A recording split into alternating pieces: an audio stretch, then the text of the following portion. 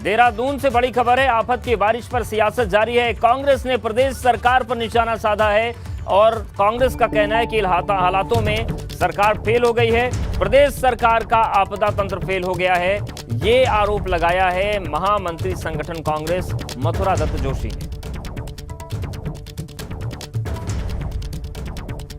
तो उत्तराखंड में सैलाब का जोर है, तबाही का शोर है, लेकिन कई सवाल भी उठ रहे हैं। लेकिन कुछ तस्वीरें हम आपको दिखाते हैं, जिन तस्वीरों को देखकर आप समझ पाएंगे कि कितनी बड़ी मुश्किल में इस वक्त पहाड़ फंसा हुआ है, किस तरीके से लोग परेशान हैं। नैनीताल की तस्वीर आप देखिए, सड़कों पर सैलाब बह रहा है। रामनगर में देखिए गाड़ियां डूब चुकी हैं, आधी डूब चुकी हैं। उधम सिंह नगर में भी हालात खराब हैं, पुल टूट गया है, जो कनेक्टिंग उसका हिस्सा होता है वो टूटकर बह गया। और सबसे बड़ी बात यह है कि राहत और बचाव कार्य में तेजी आए, उसके लिए पहाड़ी क्षेत्रों में जिन हेलीकॉप्टर्स की जरूरत है वो वहां नहीं पहुंच पा रहे हैं। और ये देखिए 4 तस्वीरें और हैं आपके सामने। रामनगर, हल्द्वानी जहां पर जोखिम में लोगों की जान है, रुद्रपुर में रिहायशी इलाके में पानी पहुंच चुका है और जोशीमठ में भी लोगों की हालत खराब है। और कुछ जगहों पर तो ऐसी स्थितियां हैं कि लोग छतों पर बैठ कर उन्होंने रात काटी। एक बार फिर से रुक करते हैं दानिश का और ब्यूरो चीफ अजीत सिंह राठी का।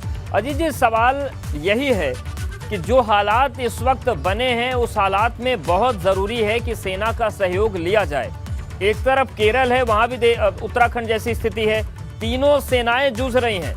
आखिर वजह क्या पता चल पा रही है कि जिन हेलीकॉप्टर्स की ज़रूरत बहुत ज़्यादा है, बहुत जल्दी है रेस्क्यू के लिए, वो क्यों नहीं मिल पा रहे हैं? कहाँ पर दिक्कत आ रही है? अवधेश, देखिए, सुबह प्रधानमंत्री ने खुद मुख्यमंत्री पुष्कर धामी से बात की और उनसे कहा और उनसे पूछा कि किसी भी तरह की कोई मदद चाहिए हमें बताइए।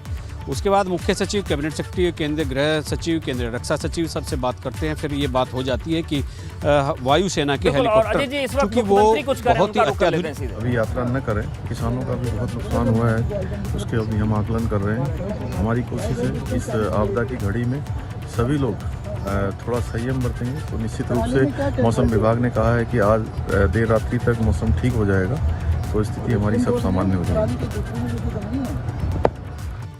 तो सुना आपने मुख्यमंत्री को, वो कह रहे हैं कि देर रात तक मौसम ठीक हो जाएगा तो हालात सामान्य हो जाएंगे। तो अजीत जी, सवाल यही है कि मौसम जब ठीक होगा तो होगा, लेकिन अभी जो राहत चाहिए उस मौसम ठीक होने का इंतजार करेंगे तो न जाने कितना नुकसान हो जाएगा। बिल्कुल अवधेश, देखिए, आपकी बात बिल्कुल सही है। वहाँ से रेस्क्यू होना लोगों का बहुत ज़रूरी है। खासतौर से चंपावत, अल्मोड़ा और नैनीताल में हालात बहुत ख़राब हैं और रामनगर नैनीताल का ही हिस्सा है जहाँ पर लोग फंसे हुए हैं, जहाँ से लोगों को निकालने के लिए हेलीकॉप्टर की मदद ली जानी है। और यहाँ से डायलॉग भी हो चुका है, मुख्यमंत्री और मुख्य सचिव दोनों के स्तर से डायलॉग हो चुका है। वायुसेना के हेलीकॉप्टर अभी क्यों नहीं आ पा रहे हैं ये बताना तो मुश्किल है, लेकिन जिस तरह की अत्याधुनिक तकनीक से लैस हेलीकॉप्टर वायुसेना के होते हैं, इतने प्राइवेट हेलीकॉप्टर नहीं होते, वरना सरकार अपने हेलीकॉप्टर से ही रेस्क्यू कर सकती थी।